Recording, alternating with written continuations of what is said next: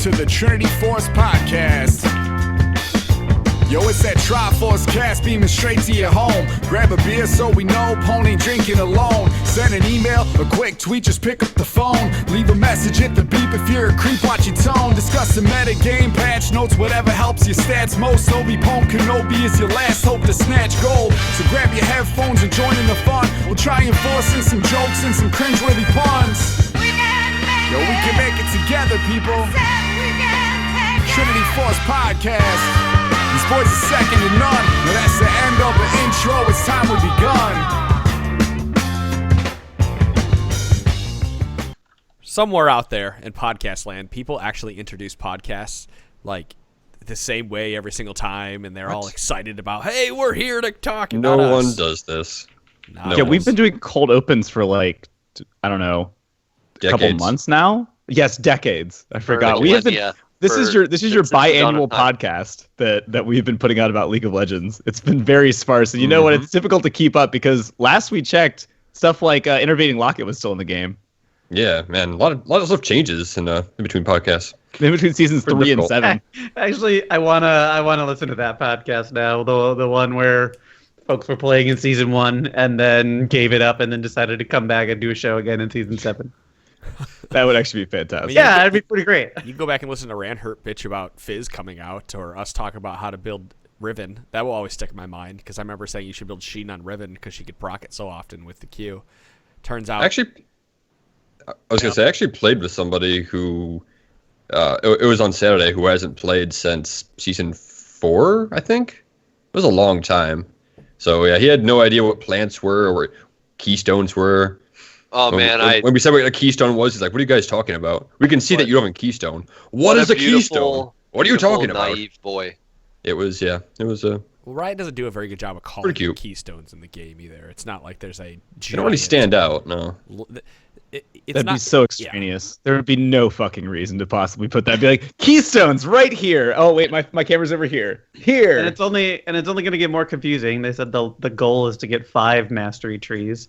Oh, boy. That'd be cool. But it's going to get more confusing. Isn't it something like Diablo or something used to have like 1, 2, 3, 4, 5, like the tiers in the tree, and it like actually listed the number next to... I want to say it was like probably like Diablo 2. Maybe I'm thinking of another game. Yeah, I wish they would come up with like different names for the tiers of keystones, so that way when we're talking about the tier 3 or some shit, we have a better idea what the fuck they're talking about. Right now we have to guess. Well, this is tier 1. This is tier 2. They really should do something like that. Like just on the left-hand side, do 1, 2, 3, 4, and then like keystone for the last one. So you know what everyone's talking about. But no, Riot doesn't think like that. Riot thinks that flashy graphics and batting quotes are the way to go for the future. Welcome to the what are the odds for LCS this season? We actually have keystones showed during the game. Probably not very good because Lick isn't doing it yet.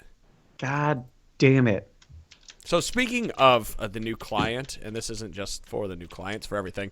For those of you that didn't know, you can actually turn off the move camera on Revive, the snap camera back to your character location on Revive in the game. So if you're out there and you're like me and you've always hated that function because you're like trying to line up an Ezreal ult or something, you can turn it off.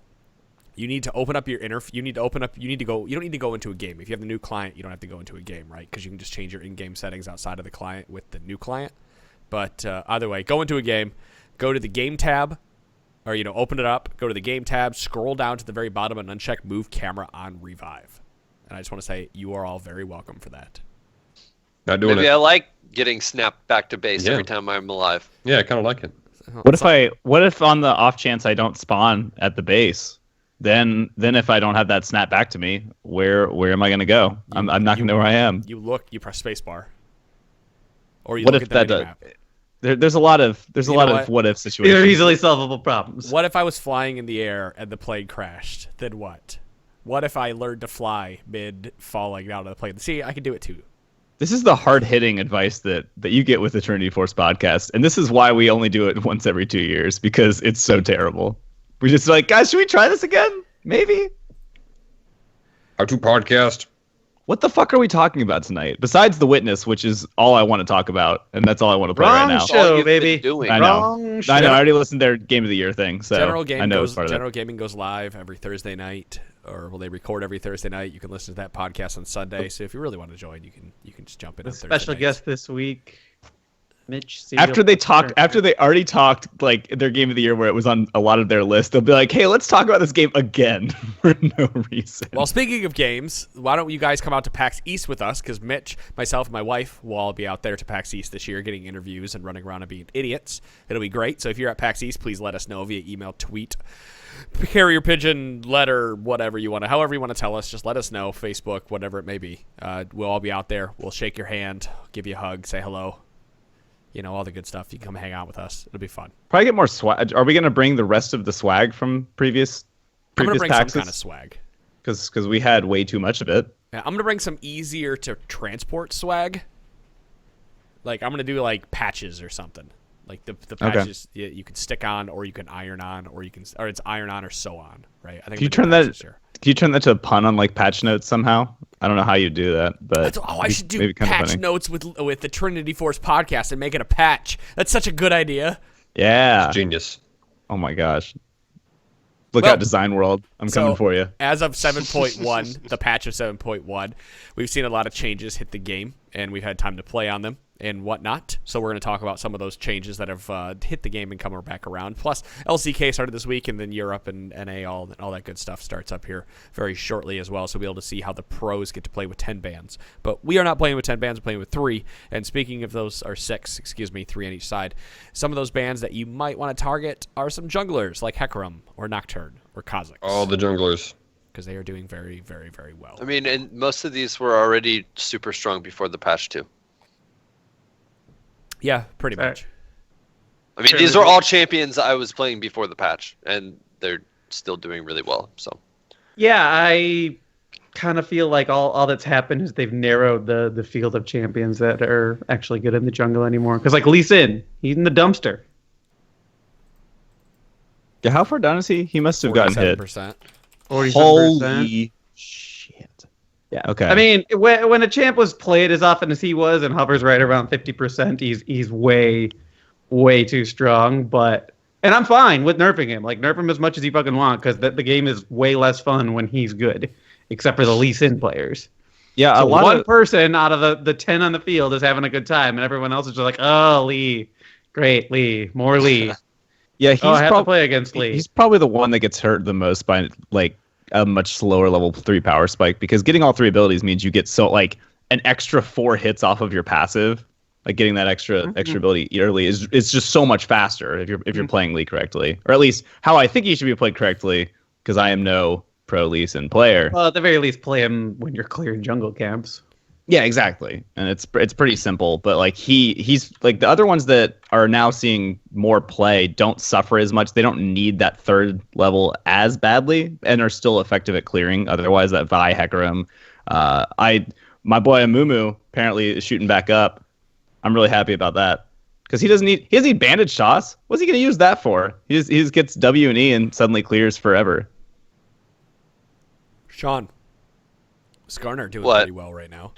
Yeah, I mean, but Skarner's been doing extremely well for a really. Skarner is always a goddamn sleeper, and he's always doing great, and nobody plays him but me. Yeah, but then I ask you to play him, and you're like, "Nah, man, I ain't playing him." That's because I don't want to play him. You can't play him top lane. It's because I don't want to play him. I mean, it's not I don't want to play him. It's that I like playing Skarner a lot, just not into certain team comps, and I've been running into a lot of those lately. Basically anything. It's the same. The people that you're not playing Skarner into are the same people that you're not playing Volibear into, or others. Like champions that need to run at you, and there's some CC that gets in the way. They very heavily telegraph what it is that they're trying to do.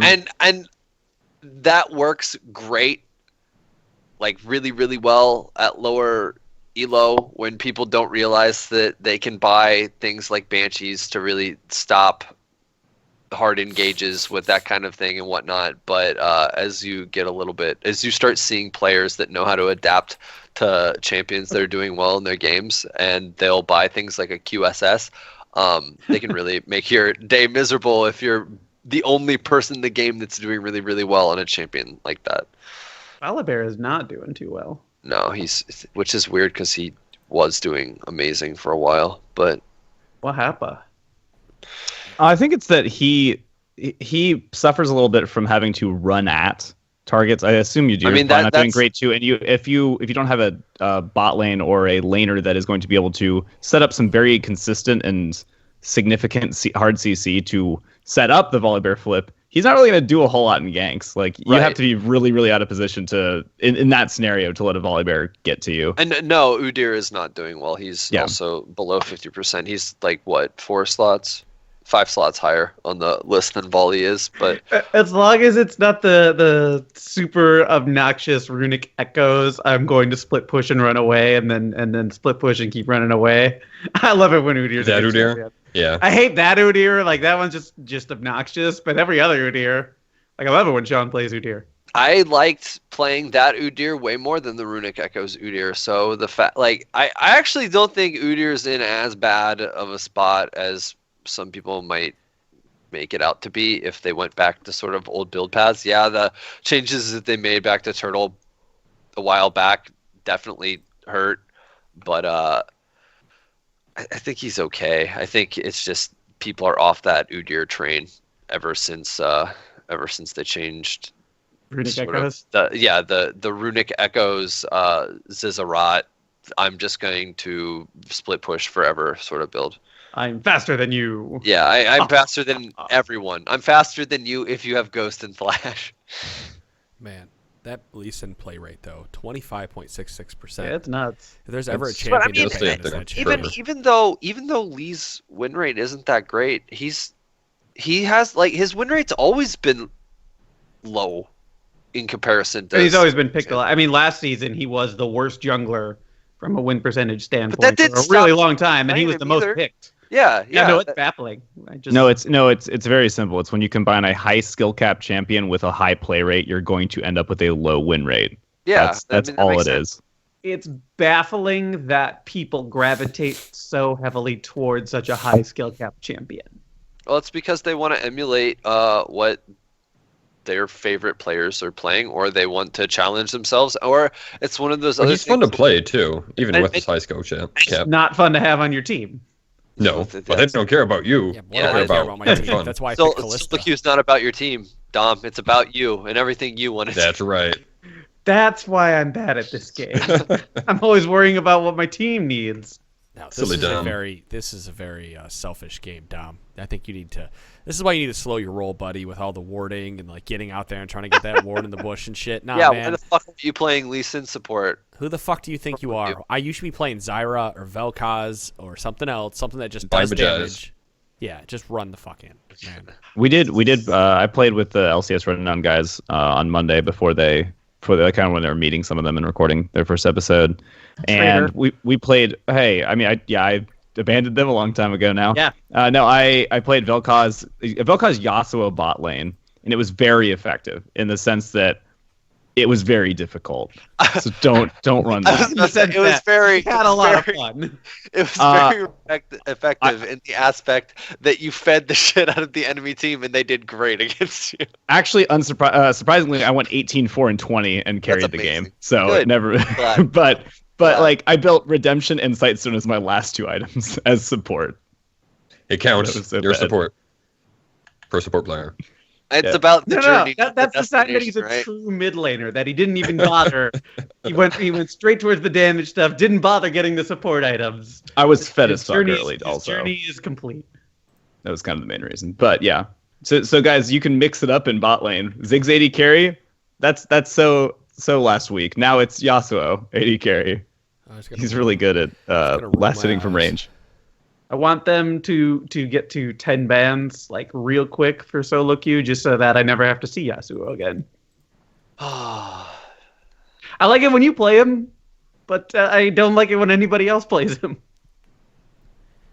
Well, yeah, it's like Lee Sin in that regard. So there's just a handful of champions. It's like I'd be perfectly happy if they got deleted from the game. I probably should have added this to the document, but I think it's worth putting the tinfoil hat on. If you guys followed my Twitter, you would have seen my conspiracy theory that I had floating around, where yeah, it's a conspiracy theory because I don't have any reason to back it up, or I have zero facts to back it up, so it's just complete hearsay at this point.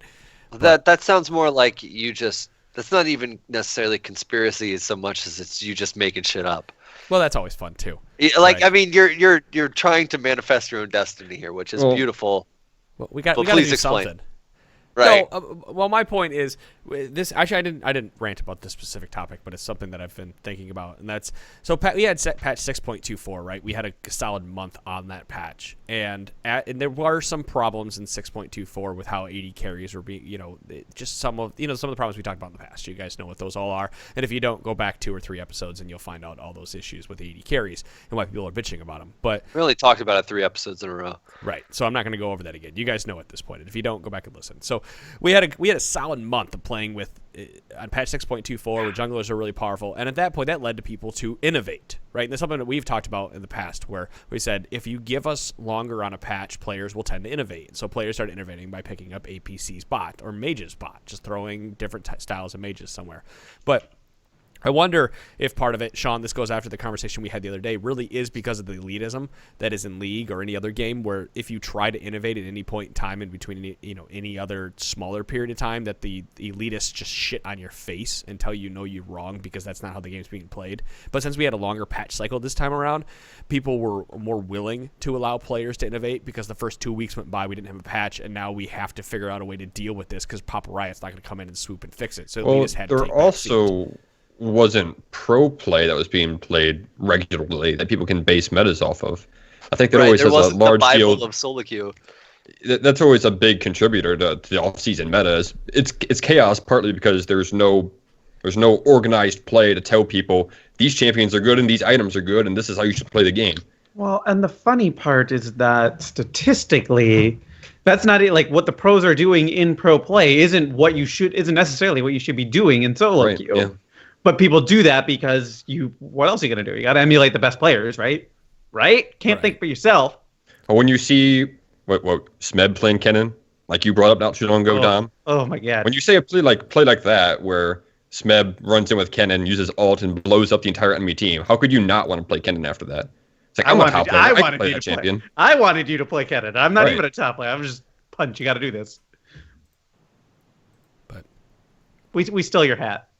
Oh no, that's fine. You can put the hat. Anybody. I do hear you on the innovation thing. That is, that I don't want to say it's a gripe. Like I don't. I guess it kind of bugs me that we have such frequent patches because I would like to see more innovation.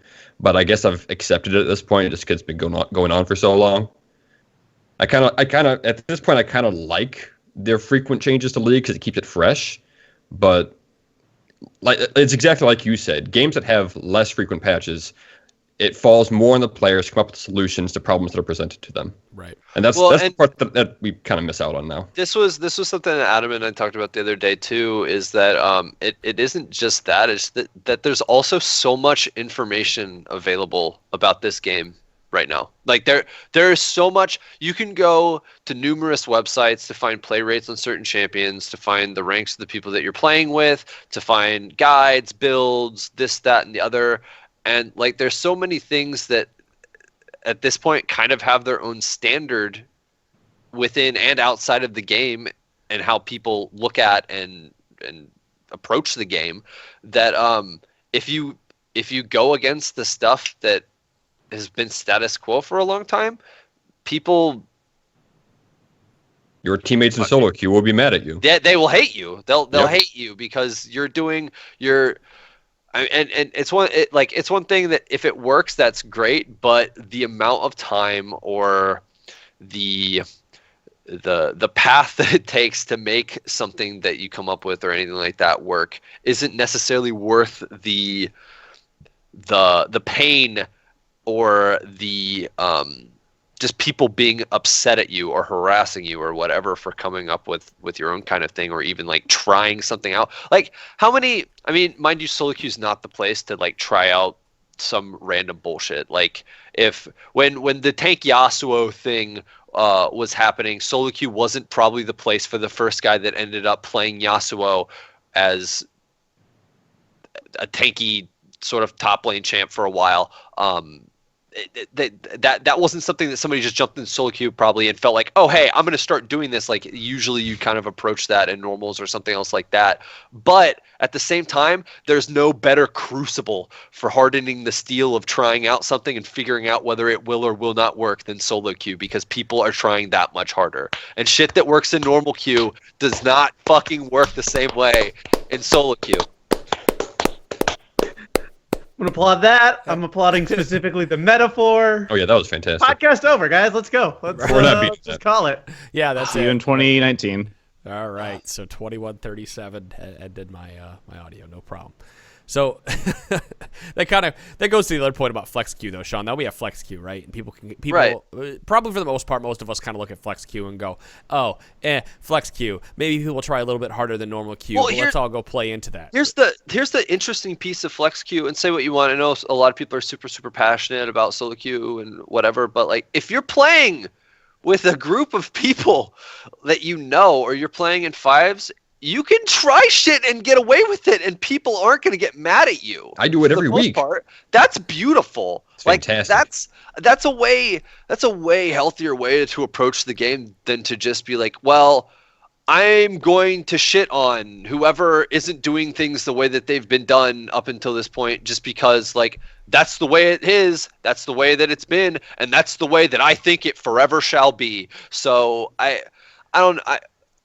Well, okay, so flex queue, right, is, and this is me pulling shit up my ass. I really do feel that in 2017, Riot is going to really start pushing flex queue. Like, they're going to, I don't want to say they're going to passively push it, but they're going to try to do it like under the radar or slip little things in here or there. They said, we're doing this for flex queue, or, we're changing this for flex queue, and this is changed for solo queue to make players play less of solo queue and start playing more with their friends. Because they've come out and said in the past that, like, they've not directly said it, but basically that League should be played with friends. You should play League. You shouldn't play League solo. You should play it with other people. It's a community game, etc. Right? So this is why we now have flex queue, and you're able to push that together. But like, if Riot, again, here's conspiracy theory, they push flex queue, make more players play together, and they can now make changes for LCS specifically that doesn't impact everybody but may impact solo queue, and now players can play more as a group because they can make more group changes that benefits their esports, which they're trying to grow. I do not like this 10 bans in pro play, 6 bans in everyone else's queue. I really, really hate that. They already said they're going to do it. They have to push the new client in before they can fix it, though, and that makes sense. I understand that from a technical sure, but standpoint. it's still really frustrating because now LCS is going to come on this weekend. And they're like, oh, look, it's so interesting what happens when you get to pull 10 champions just off the board. Mm-hmm. What goes on, and I don't get to have that same experience when I go, which should be another reason that you shouldn't copy what pro play is doing, right? But that's why I think as soon as we get this new client in, and now they start pushing the 10 ban system, and they realize they have to make changes because of the 10 bans to make players stop banning these champions so much, et cetera, we're going to see flex queue changes, which will then carry over in their esport, eventually hopefully grow everything. So I will say it is interesting in that aspect that when the majority of people who play League of Legends, it'd be the same thing as playing kickball on a baseball field, but the competitive games that we're watching are baseball, because we don't, especially with the 10 bans that we won't be seeing, like we're not going to get necessarily the same experience. And even if we had 10 bans in solo queue or the same 10 bans in flex queue, just because of the fact that we're not playing unless you're like super competitive in ranked fives or something like that, we're not going to get the same experience that those pro players are necessarily getting. I mean, if people are playing solo queue and you're watching streamers and whatnot, yeah, you can get the same sort of experience that those people are getting if you can raise your skill level up to a certain extent. But I think going back to the point that this game should be played with friends, honestly, I really wish there was an easier way to make friends in this game. Like if that's a big piece of it, you would think that they would put something in place to make it easier to like meet up other cool people rather than just getting into a game. Well, isn't that like half the reason we're doing literally what we're doing right now? Right. Yeah. Well, I know, but I see what you're saying. Like in WoW, it's really easy to go join a game, and then you can join a channel with somebody, and then you can join their clan, right, or whatever, their guild, or whatever. And even like, how did I get into the guild I got into in WoW? Like, I mean, I think I knew somebody in real life who got me connected, because otherwise I would have been way too shy to ask. I mean, in a game where you're cycling against a relatively infinite number of random people, and you're not likely going to get in the same games with people unless you're, again, at the super top echelon of the game and you're running into the same other super top echelon players all the time. Like, I get why solo queue is important to a lot of people. I can get why there might be a push for flex queue more so in the future, but regardless, we're at this weird stage in the game where the game, I almost feel like there's a strange lack of influx of new players into the game, just to the aspect that the floor to get into the game is so much higher than it's ever been right now. There's so much more to know than there's ever been. We have way more champions. Like, if I wanted to, go ahead, Dom. We're at a stage of the game where the best version of the game is not the version of the game that people want to play. All right. Yeah, I mean, like that, but that's what it really comes down to. I mean, like, if it's better, if in general, the general consensus is that it's more fun to play with a group of people and everything, but people want just the solo duo experience, then people are literally choosing an inferior game experience for whatever preconceived notion for it and everything. So there's a big difference here between... Sorry, I got distracted from it. There's like a big difference between here. Like, if we're going to talk WoW, for example, you know, how did I get these guilds and stuff, right? Like, you're not all competing for a specific ranking. Like, you're competing for gear, and you can keep running for that gear as many times as you want. But there's like so much more on the line here when you have your specific rankings and whatnot. There's a way to, you know, the pissing contest is more so there than there is with there's a like winner and a loser in every match. Yeah. And it's player versus player, whereas WoW is a player versus environment. Like, no, exactly. Everybody loses together in WoW, right? So it's not like somebody's rising above the others and saying, "Aha, I win, you lose." Everyone shares the success or the defeat. The burden of success or defeat. Right. So they're all working together to get to that success. Whereas in League of Legends, it's, 5 versus 5, and even with people on your team, you're not always working together. It usually kind of sometimes turns into a shit fest of, this is your fault. I mean, a lot of times it turns into a shit fest. And I mean, it might be one of those things too, where you get into a game and everything's fucking awesome until 38 minutes in, when somebody fucks up one time and then somebody opens their goddamn mouth and types something. And then it's probably why Riot's pushing the team, playing with friends aspect so much. Because that happens less when you play with people that you enjoy playing with. So one quick thing that I feel like some people probably don't realize is there's plenty of apps out in the world now that ask you to connect your Facebook, and those are usually pretty annoying. League of Legends is actually one of those that's kind of possibly effective with, because it will tell you, and I hope some people didn't know this, so that this is at least new information, that it will tell you, like, recommending friends that you already have on Facebook that have connected their Facebook accounts to League as well. So, like, you could say, "Oh, I didn't know that so-and-so played. I'll friend them," and it'll let them know that they know me, essentially. And so if you're needing to, like, expand that friend group, you might end up suddenly being a part of, like, a clan in this sense, in the WoW sense, of just, like, having a new group of people to play with that you kind of already knew but didn't know they played. Because I don't know how often I'm out and I'm like, "Well, let me talk about League of Legends to you. I just met you, but we're out drinking, and let's discuss what games we play." Hey, I went out to Party Source the other day, and the guy was like, "Hey, nice Thresh hoodie." I'm like, "Thanks, man." He goes, "I prefer Braum myself." I was like, you picked the inferior support, and I just kept walking. Wrong. But hey, okay, so backing up to our previous point, are there basketball leagues where every week they literally construct teams based on everybody who signed up to play? It's not the same. You're not on the same team every week. It's just literally they just randomly throw you in with people. Not pickup games, like an organized league where there is a ladder of some sort. Oh, because that's what ultimately this comes down to, is like, we're trying to create a competitive experience, but it requires you to be a part of a team. But then people are only interested in their individual performance against everybody else, despite the fact that they have to work with 4 other people every game they play. My initial thought was ironically over to Ultimate Frisbee, because there's a lot of tournaments day tournaments that you show up and say, I am this skill level, and they kind of take it at face value and randomize the teams to balance them. But again, that is for one day and maybe 4 games, and you play with that team the entire day. I can't think of I can't think of anything. Not like a 6-week thing. Yeah, I think the amount of and it's a different team every day. Yeah, they have the API Riot has helps, I think, set that up a little bit easier than if you showed up to I agree though. There's nothing comparable in real life that's like that. People are trying to get individual value out of an inherently team experience. Yeah. Well, now that we've successfully derailed this podcast and gotten away from Hey guys, so this is a new thing in patch 7.1, right? This totally relates. Excuse me. How did we get here? I gotta say it. You're welcome. I am the conductor, and I drove us off the track, and now I am attempting to pull us back onto the track by talking about Draven.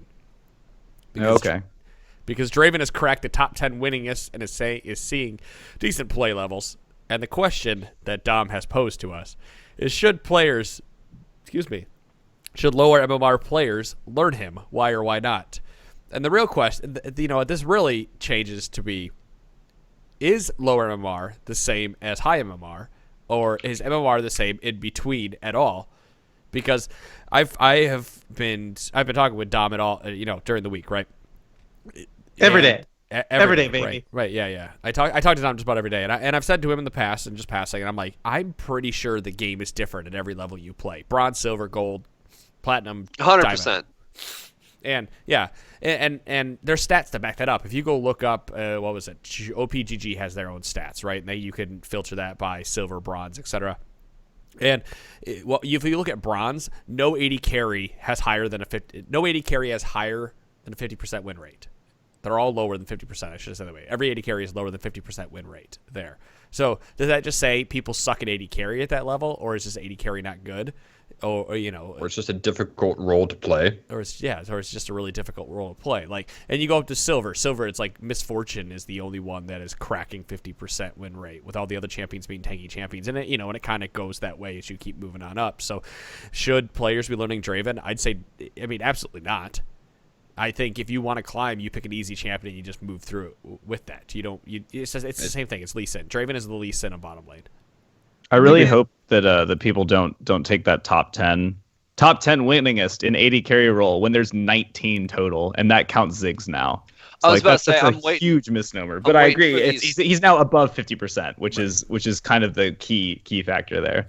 Going back to the 10 bans, I'm waiting for when they're just like, screw it, we're banning every single support we can think of. Because there's, or let's just ban nothing but AD carries, so we're just left with bottom of the barrel ADCs, and then next thing you know, you have 2 bruisers playing a kill lane bot because they're gonna crush these shitty. It's season 1, the full because circle. You're running into some shit person and Callista. Great anecdote there. That was fantastic. Really, but no, I like Leona Jarvan. Let's bring that back. Yes, the kill lane.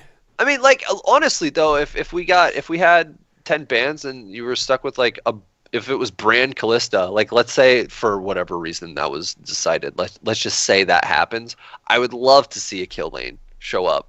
Then you're just gonna throw in something in the top lane that can probably ADC. Let's say you just take the 10 winningest AD carries out of it. You're looking at Sivir, Ashe. That's likely who you're so back to the end of last season. Yeah. Yeah. All right. Well, middle of last season. Suddenly, it goes circular. But and to think, at one time we bitched about the holy trinity of AD carries. I know. What was it's like the game. What a time to be alive. Which holy trinity? It's a holy trinity. Yeah. Except sometimes it's not Graves, 3, Ezreal, so you can't really call it a trinity. Okay. Yeah. That trinity. Just making sure. Yeah, sometimes it's not really a holy trinity anymore. You see all sorts of AD carries now, but to think at one point in time that we bitched that nobody else was at all worth playing out of the bottom lane except for those 3. Has the game changed?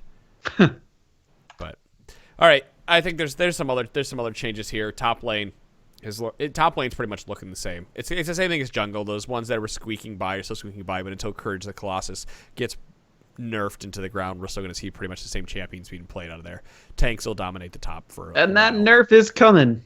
I mean, it's not nerfed to the ground. I think it's still good, but Darius did fall down a peg, so that's a plus. But I haven't seen a lot of Maokai either. I see him in top a bit. I tried it. Those two champions may have fallen. I mean, they're still good. They're still good picks, but they're not picked every game anymore. So that's nice. Camille's still banned every game. Your boy Cled's climbing up. Yeah. Cled's pretty good. Cled's the best champion in the game.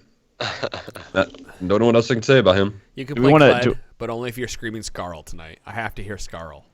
You should definitely. That requires a certain amount of beers, which I cannot drink right now because I'm sick. You can still drink them. It'll still make you drunk. That's true. It's not like sickness will stop you from being drunk. Just his body's fighting enough. It doesn't need to add poison to the equation. Yeah. The other big thing, Poppy dropping a bunch, like a good 2.5-3% win rate drop, which is fantastic. That's and nice. Makes sense with the Snapcast Ultimate getting essentially just half damage, which is crazy because that eliminates a lot of her early dueling power when she hits 6. Like that's just 125 damage that's just gone from her kit at level 6, which is a lot early ranks. I mean, it's a lot anytime, but it's a huge amount when you're relying on autos, like 2 of those to get to 125 damage. So, I guess let's say, let's say best case scenario, Poppy was using that ultimate to net a kill, in the laning phase, and then she'd use that to get super tanky. When I saw that change to basically half the damage, I didn't think it would hurt her this much. So that, okay, maybe she doesn't get that kill, but she can still farm like most tanks do without relative fear of dying, and then still become super tanky and never die. But that doesn't seem to be. I'm not sure what's going on with Poppy right now. I'm not sure why she's fallen so far down. I think it's just a case where all the other tanks, because they didn't get nerfed along the way, and a Riot hasn't addressed the actual issue. Maybe that's causing. It's like what they did in the jungle when Sejuani was totally running amok and just dominating the woods. Then they nerfed her, and then they realized, oh no, shit, it was actually just these items. But then they didn't buff her back up to compensate for that. It's also probably a big portion of the other nerf that I thought I remembered and was correct is her shield duration is down from 5 to 3 seconds, which might actually be possible to kick her out of lane. Yeah, there's that. Right. That I think that there's a possibility that maybe that just doesn't stack as well with courage now. I mean, sorry, it doesn't. That's not up for debate. But it's so that you're not getting just so much just free shields when you hit a knockback. And that, and you have to get the shield and already have your plan of attack in motion instead of sort of being able to lazily start shit after the fact. Yeah, so that's nice, considering she was. I think in those last couple pro games before the break, I should say, she and Maokai, I think were every single game. And now she might get a little bit less play seen. Let's shift some gears. We're sitting on some listener questions, and I think now is a kind of a good time to just kind of move into those and try to get those out of here because it's been a few weeks, right? Anybody have No, sounds good. And the rest of the document is really big, long, wide open topics if we want them to be, so. Yeah, 20 minutes left, and I'm low on beer, so I want to see over ASAP. Ending the podcast now. Second ending, so I can get a second beer. So we have some listener questions. We will eventually answer your listener question if you decide to write it in. If you've wrote one in and you don't hear your listener question today, it'll come into a later episode, assuming Dom puts it in the document. So email us at feedback@trinityforcepodcast.com someday, and Dom will put it in the document. Your question will sit on our documents, and we'll read it, and then someday we'll read it on the podcast. That's right. Oh, there actually is another listener question. I just never replied to the guy. Whoops. See, there's also that. Sometimes I'll just reply to you in the email because it's not worth it I won't say not worth it. Sometimes I just can't give you an answer there. You're doing a great job of reading these right now. No, we get some really, really specific questions sometimes, and I have found those to be better for like email replies, just because it's great if they apply to you specifically, but that doesn't mean we can have a discussion for everybody to listen and be a part of. Exactly. All right, question time. Hector writes, I know Kindred is the go-to tank buster when it comes to junglers, but as another option, could I play a Mumu? Let's say I built Cinderhulk into Rylai's Crystal Scepter, and then built Liandry's Torment followed by straight tank. Will I be tanky enough to survive while doing my part to bust enemy tanks down? Dom, when I give you these questions, can you edit them for me so that I can read them easier? What part of that? You just have to read it straight. This is already edited. You just read the words. You don't have to do anything else. Dom, I need you to do a better job of your job, please. This is already edited. Edit it better. Yeah, just read better. Just read better. Oh my God. Reading level. Listen, I don't need to take this crap, but I'm going to continue. Go get another beer. Go get another beer, and we'll actually talk about the things that we're supposed to be doing. Jesus Christ! Instead of blaming it on other people. No, I think Hector's overthinking this. Yes, I agree with Amumu being a tank buster, but he already is like being the tank buster just in a battle of attrition and that type of thing. That's how Amumu succeeds. Like he's doing his damage just because you can't kill him quick enough, and he's just standing by you and bringing you down. And Liandry's isn't really going to make you do that any faster. It will, but you just won't survive. So. Yeah. I agree. And the thing is, if you're going to do the Liandry's build, you have to really go Rylai's to make it so your tiers are slowing. And that just seems like you're investing too many items into what's not going to benefit you as much as staying alive longer and itemizing for defense. Like, you get health from those, but like the build that you're suggesting is literally straight health and no resistances, and you'll get bursted down pretty quick. But being around and having your tiers going. That's what busts them. You don't need AP to do that. It helps obviously, but you don't need that. You don't need the extra percentage of health burn, especially because it's current health. So that's like that burn is getting worse and worse the longer you stand there next to him. So it kind of reaches a point where you would have just been better off going full AP anyway. But beyond that, like just go full tank because you're gonna drain him. That's Liandry's, just in case anyone's concerned that they were talking about Despair. Despair is max health, Despair but yes, Liandry's is current of the target's maximum health.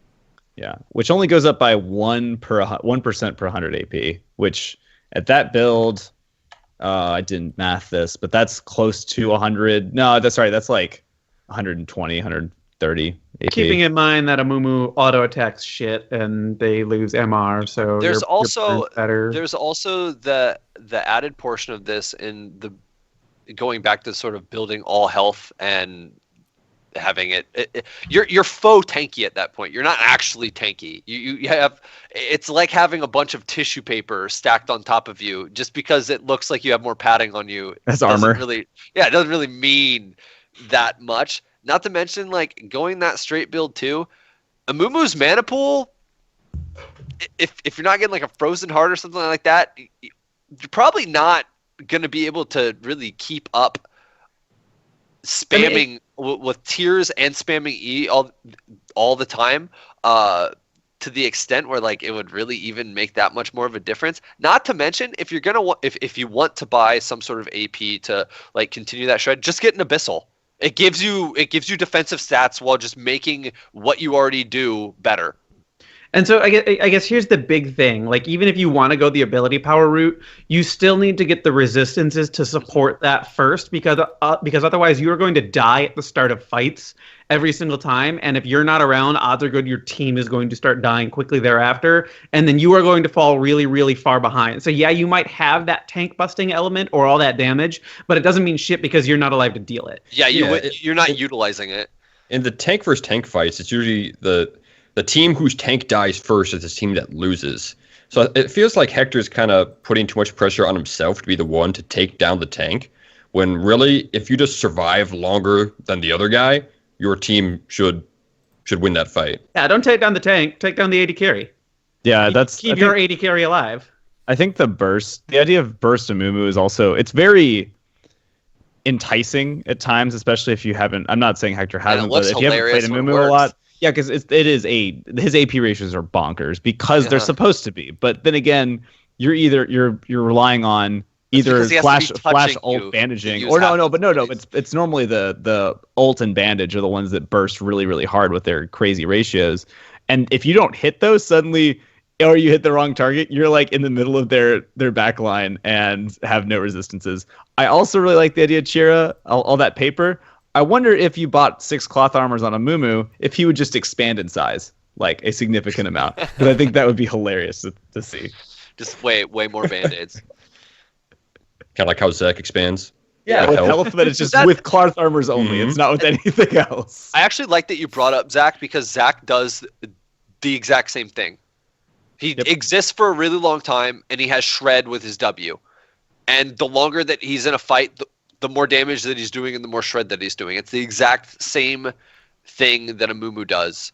Except Zach is so good right now. Yeah, I mean, they do the same thing. The only difference is really that Zach can kind of go wherever he wants, and a Mumu is a bit more conditional. But a Mumu doesn't have the mini game involved, so that's kind of your trade-off. Yeah, well, Mumu's way more linear in that aspect. Yeah. All right, I think we've answered that one. Good luck out there, Hector. Good luck enjoying a Mumu. Carnage writes in, I'm a utility jungler and support player sitting in Bronze 2 with the goal of making it into Gold this season. I feel like my understanding of the mental game, like vision and objective control decision-making, is at a higher MMR level. Where I fall short is my mechanics, like executing combos, hitting skill shots, etc. Do you guys have any tips for training in that aspect of the game? So, Carnage, I want to first say that this is totally a shill for the Patreon, but patreon.com/TForce Network, $25. If you have it, drop us a replay review. Give us $25. We'll give you a replay review. And we'll actually let you know if your MMR is at the skill level that you think it is. Otherwise, if you don't have the money or you don't want to support us, which I understand and I'm not mad at you, you can always join in a game and talk to somebody like Benson or who's the other fucking person? Hardcore Hank or others like that in Discord. Those guys who sit around a lot. Thallium, George, P. Purdell, quit badgering me. All those guys sit in Discord. If you ever want to go play a game with anybody, discord.trinityforcenetwork.com. And again, say, hey guys, can you just kind of like watch me or play with me or etc. And they'll tell you if what you think is true is true. So let's just go off your word and assume that your objectives and everything is at a higher MMR. You would likely already be cruising through silver. I'm going to start there because Chira, you and I did a replay this last week, and the guy has really good mechanics, but some of his decision making could have been improved on. His knowledge of where to be wasn't at the same level that his mechanics were. Right. So just because he had really good mechanics, but didn't have some of the knowledge that he needed at that point in time to do what he had to do to finish out the game, meant he ended up ultimately losing that game. So something that I want you to sit back and look at, Carnage, is to really evaluate your overall game presence and understanding, because if you are where you need to be when you need to be or making those decisions, mechanics don't matter at a bronze level. And not to mention that you can always just play champions that aren't that mechanic reliant as well. Yeah, I mean, you're talking about utility junglers and support. You don't need to have especially well-tuned mechanics. Certainly in bronze, but even for a lot of stages, you need a better macro sense of the game. Yep. But if you do want to train your mechanics, then do we have good news for you? We do. Because there's a sandbox coming out, which people have been asking for forever. I'm actually and it sounds like Riot's putting it out pretty quickly, or they want to get out sooner and then add more features to it over time. Sounds like it's already pretty good. It has a lot of the features people wanted right off the bat. I'm honestly super scared of the sandbox mode. I think it's fucking awesome, and I'm glad it's here. But that just means the level of competition as you get higher is going to get better, because those players are going to go into sandbox mode and learn how to do that triple GP barrel consistently.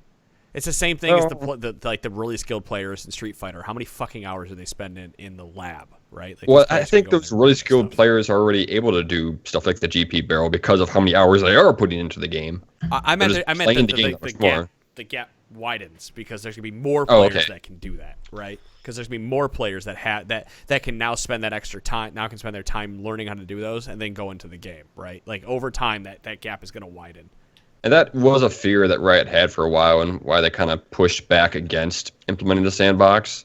I don't know. It doesn't seem like a good reason. We'll finally see if that's the case that happens.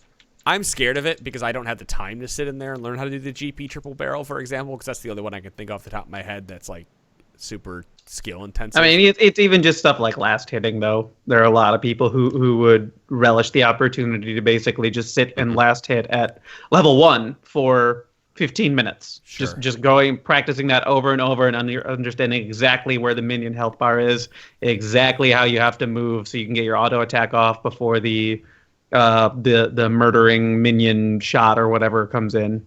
I can finally learn to catch axes and just watch the minimap. Yeah, no, but even shit like that, catching axes. That's gonna be perfect for Draven, because the big problem Draven has if you're practicing them is because his damage spikes up rather quickly, and you start killing minions that much more faster. So you don't really have a lot of time to actually practice low damage catching axes in lane. Minions just die too fast. But with Sandbox, oh baby, practice that Draven. Oh, you know I will be.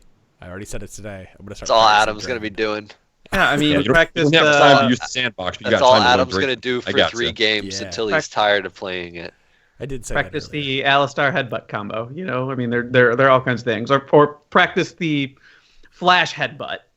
Yeah, I really don't. Or headbutt flash. Practice flashes in general. I don't think learning those single tricks are going to be that daunting, really, if you're focused on a specific champion, right? Or if you go back to Gameplay again, if that's the one trick you really want to learn and you're focused on learning that trick, I really don't think it's going to take too long, especially since you've got a dedicated mode to learn it now. The opportunity to do it ad infinitum, like as much as you need, so that it just becomes second nature. And so then when the pressure is on, you're not even thinking about it. You can look at the mini map and still catch Draven axes. For those, because you know exactly what they're going to be doing. For any of those who've ever played any kind of fighting game, you know that those players go in the lab. And there used to be a podcast a long time ago from Juicebox, and he talked about, and someone wrote in kind of a simple question: how to practice mechanics? How do I practice mechanics? Well, for Street Fighter specifically, he said, if you want to be able to execute this in a tournament setting, so it's the same thing. If you want to execute it in a solo queue game, you need to be able to hit that same combo from the same side. Again, Street Fighter is 1 or 2 sides, right?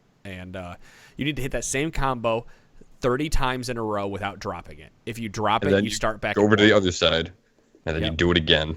And so the same thing goes with League. Let's say you're practicing that Lee Sin, the wind up the Q flash, wind up your R, flash over, and kick them in the right direction you want to go 30 times in a row without ever dropping it. Same spot every single time. If you miss that spot even by a millimeter, you reset back to 1 and you do it again. That's how you get into a tournament setting, and that's how you learn how to do those. And then your muscle memory learns how to do it. So if you're Carnage, I know we kind of went off here, but Riot is actually putting something in there to help you with those mechanics here in the next couple of weeks. And if you're looking to do something, pick something you're looking to do: last hitting, jungling, clearing, trying to clear the level, the camp faster, hitting hooks in lane, whatever it is. And there's practice. Kiting jungle monsters. I hear that's a thing. I don't know because I don't jungle. Oh yeah, but I was watching. Who was it?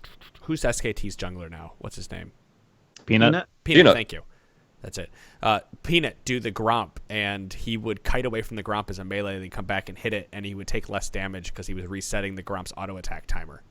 And that's what you got to do. That's what every high MMR jungler is doing. Like, they're not starting a camp and then going and watching what's going on in lanes. They are moving themselves around to get take the least amount of damage and get the most efficient clear that they possibly can. All right, last question before the end. Rob H. writes, you guys mentioned Rift Herald being worthless in most cases, and I agree, but what would be some solutions that you think would make it better? Make it worth it? That is such an open-ended question.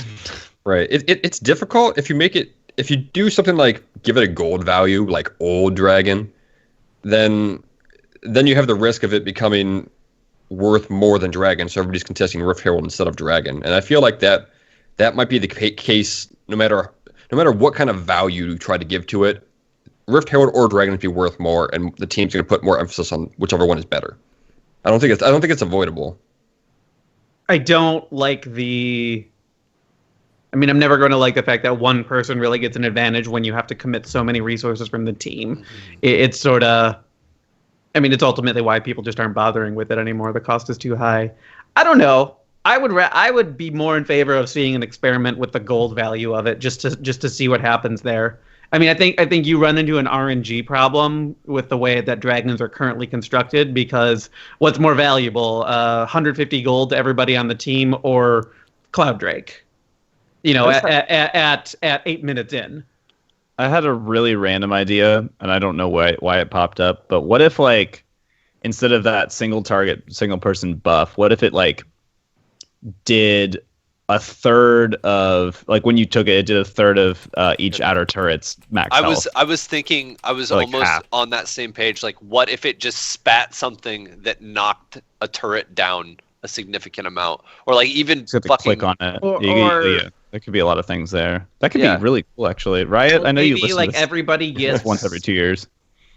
Gets for like a brief set of time. Everybody's dealing heavy extra damage just to turrets specifically, or something like that. I don't like that as much, because people, when you're taking it, they have an ability to push out too much. But I mean, I don't know. This is all spitballing. I actually really like the single. You don't like that because people have the ability to push out too much, but you're fine with just global damage to the outer turrets. Well, yeah, because you get that. The same thing. You get something tangible immediately, as opposed to, like, if let's say Baron took so long that they were able to push into your base, and you're like, well, we got Baron buff to push back. Shit, like that would be. It'd be kind of worthless. Like, you would never do it. I know you would have to get it and then make use of it, which is exactly the way that Dragon works right now. Yeah.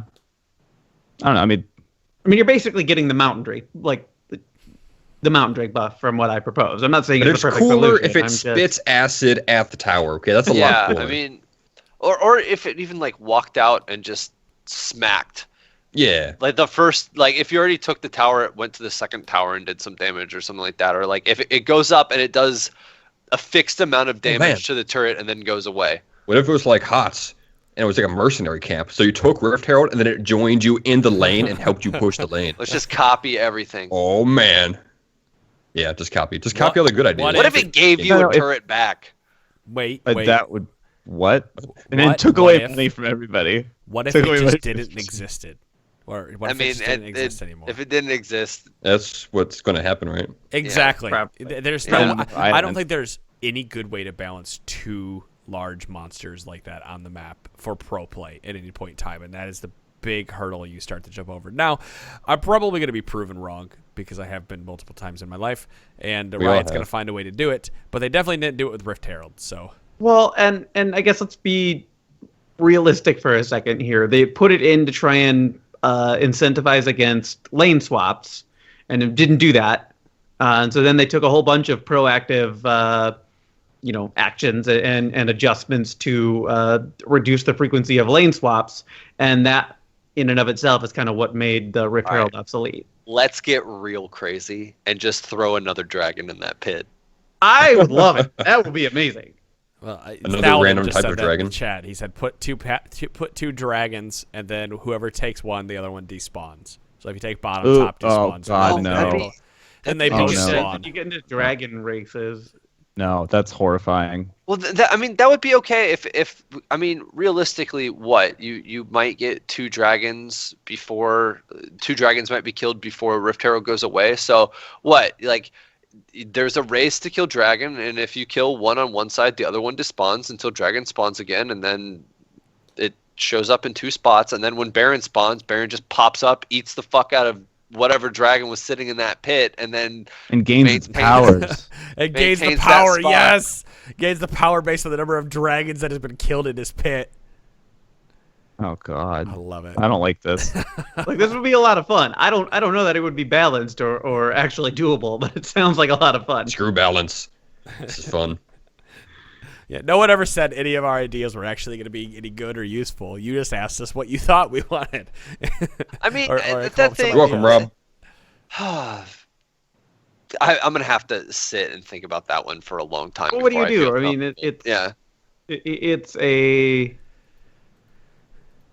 it was a well-intended idea that ultimately didn't serve its own purpose.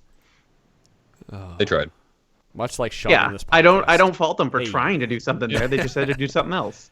I mean, instead of even giving the buff that it does, what if it just gives the Slayer of it like a big boost of gold? Like, let's say it like gives them 500 gold for killing. What about just the people who commit to it? Maybe. I mean, that'd be interesting. Maybe like gold bonus. Like no, because then you have bot lane, then you have the dual lane going top. Because the dual lane is always going to need that money more than the top laner is, because they already get a lot of extra cash. So so guys, do you remember what the original buff was? Because I just looked it up. What was it? Gerald. So it was a 2-minute buff that gave 10% increased damage and 40 bonus movement speed, enhanced recall, and gave nearby minions 40% additional attack. It was a mini Baron buff. Yeah. Oh, and sorry, and 50 global gold to each champion. It was a mini Baron buff without the damage reduction to melee minions. Yep. Mm-hmm. So yeah, there was that. That's what I was curious. I was like, I don't remember what it used to be to start, because it's changed around a bunch. Now it's like if you're alone for a long time, you get more damage. It lasts 20 fucking minutes. Wonderfully terrible experiment. Well, now let's put it back in the lab. Some people might think that about this podcast as well. That has been a terrible experiment. We put it back in the lab. Yeah, that's what we're doing. 2019. We'll see you then. We're gonna think about what we could do to Rift Herald in the next 2 years. That's right. Well, guys, we'll see you back in 2019 for episode number 412 of the Trinity Force podcast. While we're gone, please go support us on Patreon at patreon.com/T-Force Network. We're going to be banking that money, and we're going to have something crazy ready for you if for some reason you're still paying in 2 years. Yeah, I'm just going to kill it there. I think it's the perfect time to just jam the stop button. So, guys, thank you so much for listening. All the good stuff. Thank you for listening to us. Third ending. We'll be here next week. Peace. See you.